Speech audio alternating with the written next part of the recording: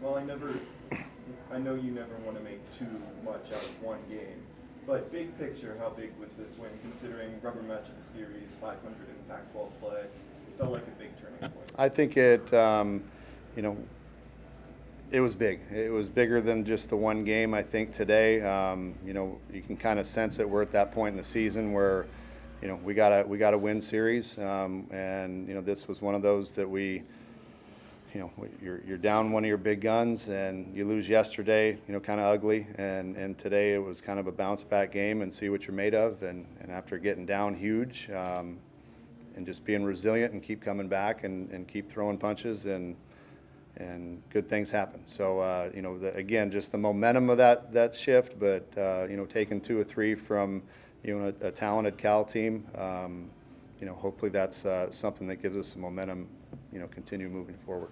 Coach, was the decision to put Cam in after Ethan got ejected due in part to Blake pitching, having 50 pitches yesterday? You mentioned that he was probably off limits as far as pitching goes, or was he just the first guy that you knew you were going to get replacement? You know, I felt, you know, Cam had kind of got rid of the monkey on his back yesterday with the base hit, and you know, he's been putting together good batting practices, and you know, I just kind of felt something in my gut that said I wanted to go with him right there. You know, sometimes you can overthink yourself, and to me that was just kind of a gut reaction. Wanted him out there.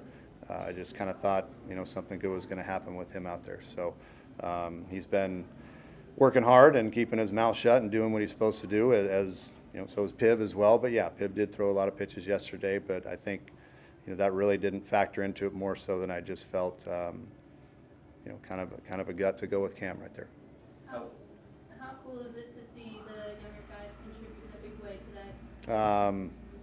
Makes me happy, because I know I've been in those shoes before. I know what it's like to be a freshman coming in and trying to find your way, and you know, those guys stepping up, you know, each and every one of them did something to impact that game, which was pretty neat to see. Ryan Campos did a phenomenal job behind the plate. Jacob Tobias coming in and pinch hitting and doing a good job. Alex Champagne coming up again with tying run on third and getting a big base hit. And then Cam, you know, coming in and getting thrown kind of right in there surprisingly, and coming up with a big triple there, bases loaded. That just makes you happy when those guys come through like that. It's you feel the emotion for them, kind of, because you've been there, or I've been there, and I just get excited for them. So maybe sometimes a little too excited, but you know, I'm happy for those guys. What was the vibe like before the comeback really started with the 5-run spot in the bottom of the 5th? You know, if I'm being honest, you know, I felt that if we could just put together one decent inning, that we'd be within striking distance. You know, if there is one, you know, if there's a chink in the Cal team's armor, we knew if we get into their bullpen, we had a shot to put together a big inning or two. So I just knew if we could somehow stop the bleeding there, and I know we were down 9-2. If we could kind of just stop the momentum of their offense and try to get our guys one inning to get closer, that something could happen late. And you know, Chase Webster, I can't say enough about the job he did. 4 innings, 2 hits, threw the heck out of it and really stepped up big time. So you know, again, a lot of great individual performances, but you know, from a team character standpoint, that's as good as it gets. Is the plan for Webster to still be that guy that comes in for some chunk innings once every weekend? Coach Barraza mentioned that the other week, just because his recovery time is a little less, but wouldn't you want to have him out there maybe a couple times a weekend, given how he's performed lately? You know, we're going with the best available that we have every day. We can't plan too far ahead, especially we got to need to wait and see how Tyler Meyer bounces back and if he's available. But yeah, obviously Webby, if he throws the ball like that, we'd like to use him as much as possible. So, but you know, the key is try not to overwork him, but get him in enough and successful situations. And you know, he did outstanding today. So. Going back to the freshman for a second, Campus in particular, how impressed are you? You mentioned not only with the home run, but with the next at bat, the 12-pitch walk, and just how he just seems to be seeing the ball. Well, I mean, that was really the home run was obviously a great swing, but, you know, the backbreaker was the at-bat that he put on. You know, if that kid's throwing 96, 97 miles an hour, and yeah, would you say 12-pitch at-bat? I mean, it's pretty impressive for a freshman to do that with the game on the line, really, and working a walk. Those are the at-bats that, you know, we've been on the other side of before, and those are the ones that start rallies and just really take the heart out of the other guys. So for him to be able to put together an AB like that, it's pretty dang impressive. So again, happy for Campy as an individual, but again, I'll stress it, I'm just happy for that whole squad in there. They needed this one. To go off of that, a guy at the beginning of the year in campus who was just backing up Baez, who now you can keep his bat in the lineup in the outfield or vice versa with the gate back there. How big is that for your lineup, almost happening like with Davis and Tobias switching off in the DH first base? It's kind of the same scenario where you can keep him in the lineup as well.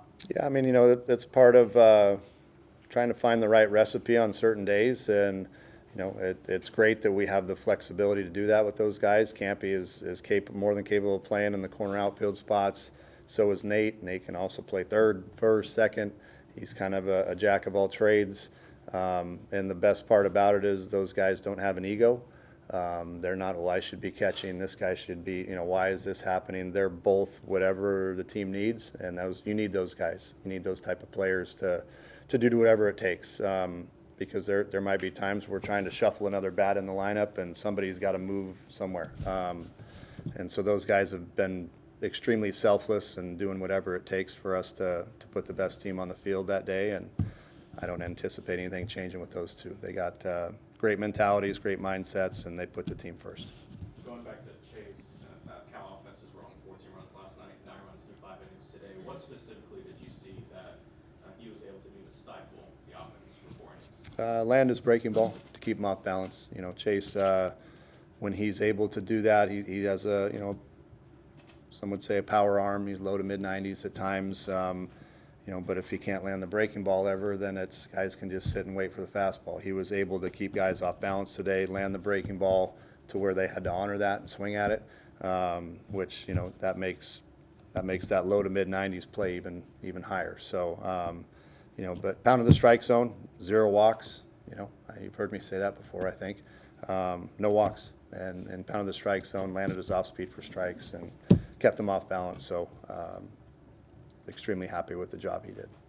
You talked about how you told guys, you know, put the ball in play and good things will happen. Is Joe Lampy kind of hitting into a Bill Buckner type play there? Kind of proof positive of that for you? Well, I mean, it's certainly better than the alternative of walking back to the dugout. You never know what can happen if you put the ball in play. So you keep the pressure on the defense, and sometimes you get a lucky break, you know. And we know this because we've been on the other side of that, where it's like, man, just ball kicks something and takes a different hop. That it's like, why does that always go against us? Well, you never know unless you put it in play. So I'm not asking guys to just tap it out there, but at the end of the day, when you get 2 strikes, we got to put the ball in play, and good stuff can happen. So you know, we got.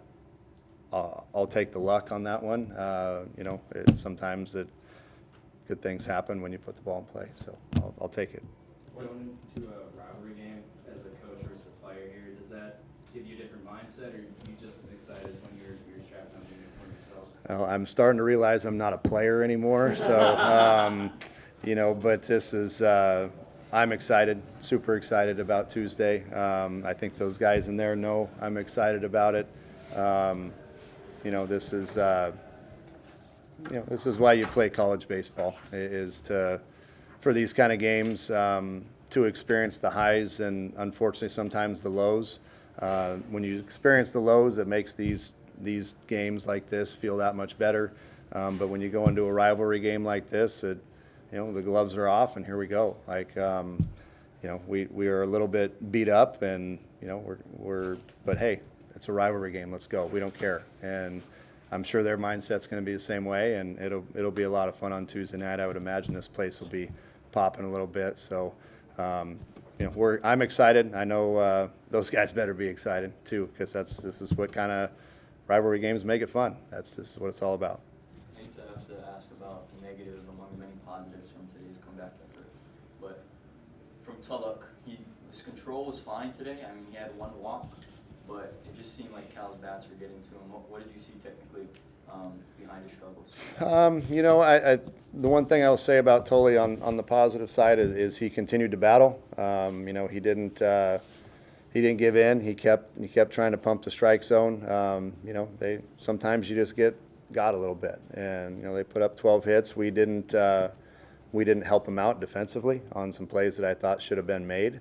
That ultimately led to, you know, some runs that probably shouldn't have. But, you know, was he as sharp as he can be? Absolutely not. I think there's more in Tully there. We've all seen it. But, you know, a step in the right direction. You know, if you look at the line, it's like, what's the step in the right direction? But for me, it was he still managed to continue competing. Even though things weren't pretty, he continued to compete. And to me, that's a big step in the right direction. So he'll get it right. He cares, and we'll continue to work with him and hopefully get him back to form. But the main thing, you know, I'll turn the negative into a positive. He just kept competing, and take away the line score, he just he didn't give in. So again, only walked one hitter, and sometimes you know, sometimes they get you. And today was kind of one of those examples. So, but he continued to battle till I took him out. Given what happened with Ethan there in the seventh, how much leeway do you give your guys to kind of chat with umpires, chirp at umpires, and did you think it was a little bit of a quick hook? Depends what you say. I don't advocate for us saying anything to an umpire. I've told them that before. We got to keep our emotions under control. Bottom line, and I don't advocate our guys chirping at another team, especially chirping to an umpire. You're not going to win. You know, that's my job to get tossed, not his. You know, did I think the second pitch was a little bit down? Sure, could have been. You know, but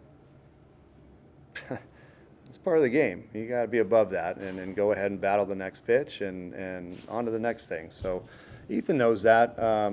Ethan's a great kid. I'll have his back any day of the week. But we got to be able to keep our emotions under control. And you know, we got fortunate tonight that Cam came up with a big hit in that situation, but that's his spot right there. You know, with the bases loaded, and you know, he didn't have the opportunity to win that game.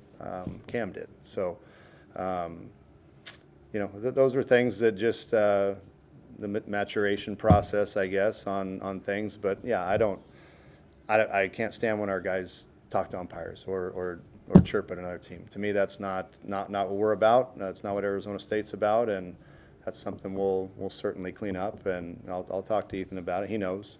I think he thought he got the little bit of a quick hook right there, but you know, it's like, hey man, when you say that, he ain't gonna wait around. You know, I mean, I don't blame him. So, but you know, Ethan's a great kid. It's just there's times where we gotta keep the emotions under control a little bit more. Thanks, Coach. You bet. Get some swing before Tuesday. Yeah.